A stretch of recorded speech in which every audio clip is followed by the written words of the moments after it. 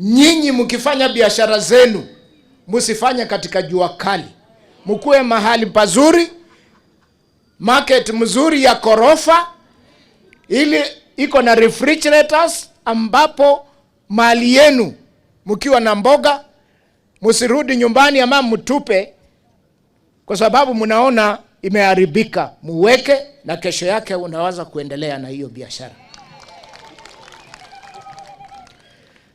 Ya pili, Mheshimiwa Rais ameharakisha mambo ya university.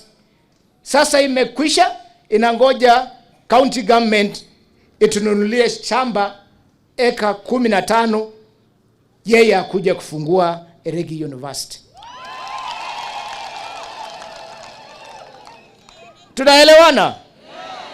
Sasa hivi barabara yetu ya kutoka Mseno kwenda mpaka Kaimosi Shamahoho imetangazwa, contractor amechukuliwa. Tunaomba rais akija pia atuzindulie hiyo barabara ianze kujengwa. Kuna barabara pia muhimu kutoka Masienze inakuja Ikuhu mpaka Malinya, pia ilitangazwa. Halo?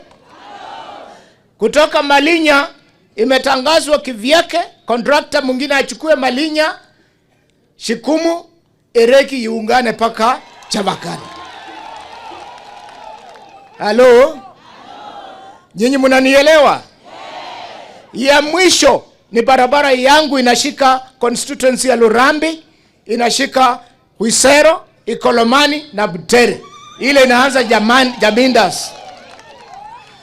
Barabara hiyo contractor ametoka, itakuwa kwa gazeti, contractor mwingine achukuliwe kwa sababu serikali ishaweka pesa tayari ya contractor mpya yule atatembeza hiyo barabara.